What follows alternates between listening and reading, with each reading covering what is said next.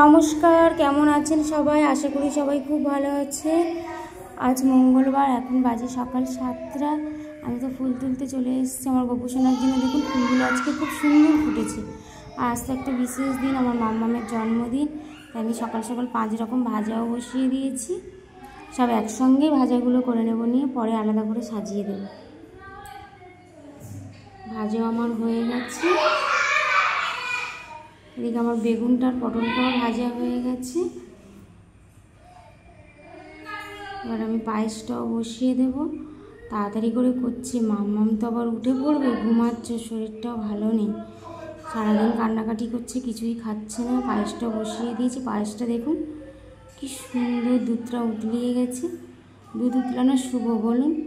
এদিকে তো পায়েসও হয়ে গেছে, আমার ভাজাও রেডি, মাংসের আলুটাও ভাজা হচ্ছে, আর আমার মুরগির মাংসটাও হয়ে এসছে। দেখুন কি সুন্দর ফুটছে তরকারিটা।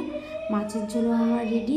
মাম্মাম এক্ষুনি উঠে পড়লে আবার ওর পিছনে অনেকটা সময় দিতে হবে, ওই জন্য একটু তাড়াতাড়ি সব কিছু গুছিয়ে নেওয়ার চেষ্টা করছে ঘুমাতে। এদিকে আমার মাংস হয়ে গেছে, মাছের ঝোলও আমার রেডি হয়ে গেছে। এবার আমি ওকে খেতে দিয়ে দেব।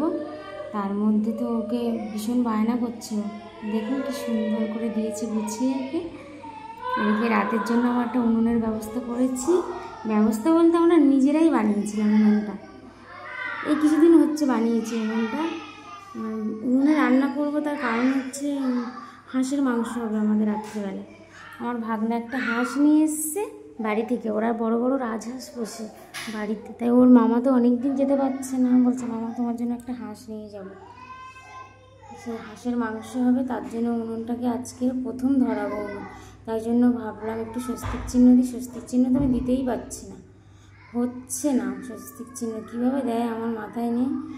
আর একটা পুণ্যপত্র নিয়ে এসেছি, প্রথম ধরাবো তো উনুনটা, তার জন্য হবে কি বলতে পারছি না। উনুনটা একটু ভিজা ভিজা ভাব আছে, আর কাঠ তো বেশি নেই। ওরা বলছে উনুনে হয়তো এই কাঠে হবে না রান্না।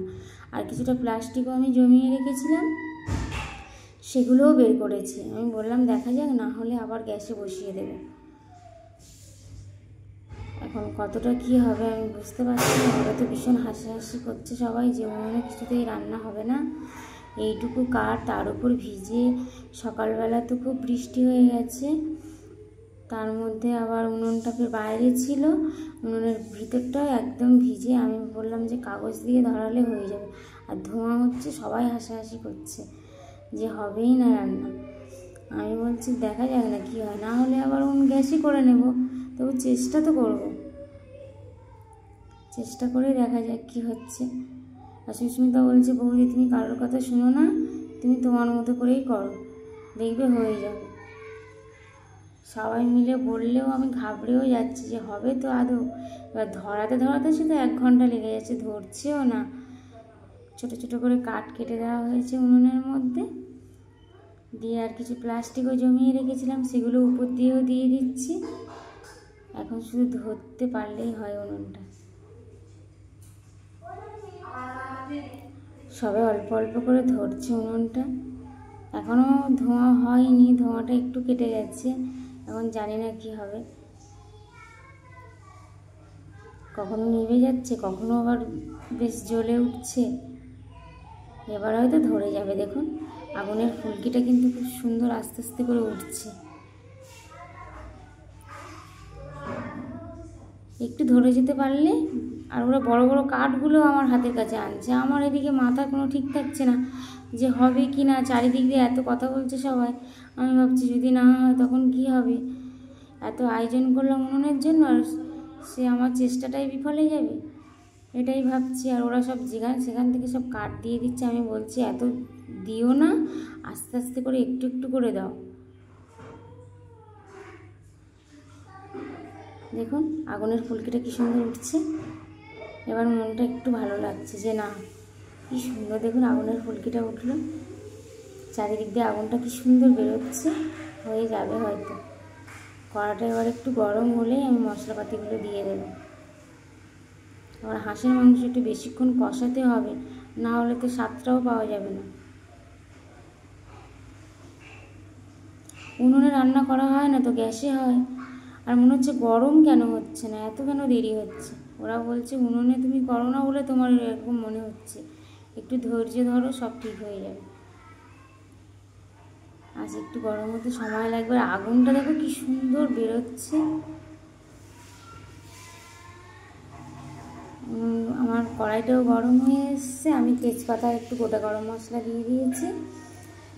এবার তেলটাও দিয়ে দেব, আর সমস্ত মশলাপাতি সব রেডি করে এনেছি। মাংসটা অনেকটাই আছে, প্রায় 2 কিলো মাংস আছে। বেশ বড় হাঁসটা তো, ওই জন্য 2 কিলো মাংস হয়েছে। আবার ওরা বাড়ির জন্য আবার কিছুটা রেখেও দিয়ে এসছে। তেলটাও কি সুন্দর গরম হয়ে গেছে দেখুন। পেঁয়াজটা দেওয়ার সঙ্গে সঙ্গে তেলটা কি সুন্দর টকবক করে ফুটছে। মশলাটা প্রায় হয়ে এসেছে, পেঁয়াজ আর টমেটো প্রায় হয়ে এসেছে। তার মধ্যে তো মাম্মা আবার উঠে গেছে, কাঁদছে। সেই জন্য আবার বললাম যে বৌমাকে তুমি আসো, এসে একটু বসো রান্নার কাছে। ও বলছে আমি করবো। আমি বলছি হ্যাঁ করো না, যা হবে হবে, তুমিই করো। কেন মেয়েটা এত ঝামেলা করছে, কোল থেকে নামতে চাইছে না, ও কারোর কাছে আজকে থাকতেই চাইছে না। জানি না এরকম কেন করছে। এমনি তো কান্নাকাটি বেশি একটা করে না, কিন্তু আজকে তো কারোর কাছেই থাকতে চাইছে না। তার মধ্যে আবার কত জোরে পড়ে গেল, যেন মেয়েটার পায়ে কতটা লেগেছে, খুব কেঁদেছে। আমার এদিকে মাংসের মশলাও তো কষা হয়ে গেছে। মাংস আমাদের এবার মাংসটাও দিয়ে দিলাম। দেখুন কতটা মাংস, আর মাংসগুলো পিসগুলো কি সুন্দর ছোট্ট ছোট্ট হয়েছে। এটা আমার মানে ভাগনার মেয়ে, ওরও 2টো মেয়ে। মাংসটা কষা হয়েছে দেখুন, কি ভালো লাগছে দেখতে। ঘরের পোষা জিনিস তো, ওই জন্য আরও বেশি ভালো লাগছে। আর আগুনটাও বেরোচ্ছে খুব সুন্দর উনুন থেকে।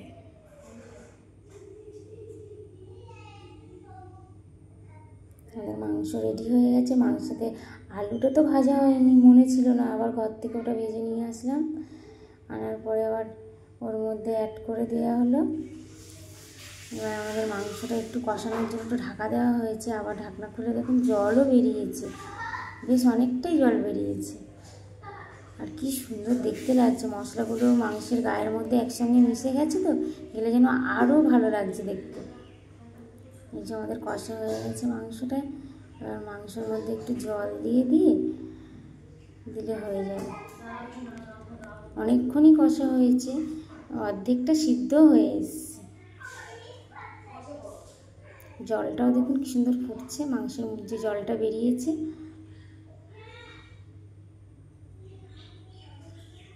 আমাদের তো তরকারি ফুটছে। এবার এর মধ্যে একে একে একটু গরম মশলা দিয়ে দেওয়া হবে, দিলে হয়ে যাবে। কী ভালো লাগছে দেখুন, কালারটা কি সুন্দর এসছে না, খুব ভালো লাগছে। উপরের একটা তেল তেল ভাব লেয়ারটা পড়েছে, খুব সুন্দর লাগছে দেখতে। আর মাঝখানটা একটু একটু করে ফুটছে, খুব ভালো লাগছে।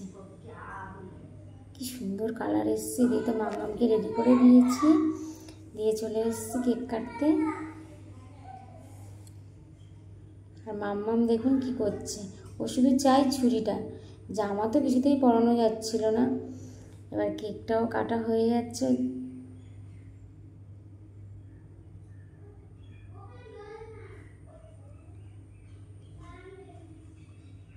দুষ্টুমিও করছে, খাবে না ও, কিছুতেই কেকটা মুখে দেবে না। আর গুড়িয়া ওকে একটা চিপসের প্যাকেট দেখাচ্ছে, ওর দিকে তাকিয়ে আছে, জিভ দিয়ে সব বের করে করে ফেলে দিচ্ছে। মুখের মধ্যে দিচ্ছে আবার ফেলে দিচ্ছে, কিছুই মুখে নিতে চাইছে না।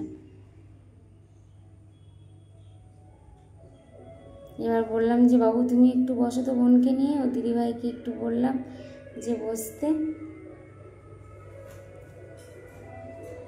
ওইগুলো করছে। ওর খুব ভালো লাগছে কেকের মধ্যে ছুরিটা দিয়ে, মন দিয়ে দেখছে।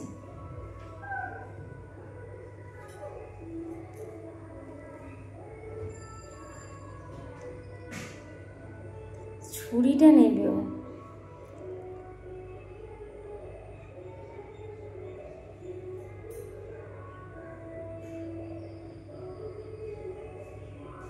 আবার ছুরিটা কেকের মধ্যে দিয়ে। আজ তাহলে আসি, সবাই সুস্থ থাকবেন, ভালো থাকবেন, আর বড়দের প্রণাম। আর ছোটদের অনেক অনেক ভালোবাসা রইল। আমার মাম্মামকে সবাই আশীর্বাদ করবেন, ও যেন আরও সুন্দর হয়ে ওঠে।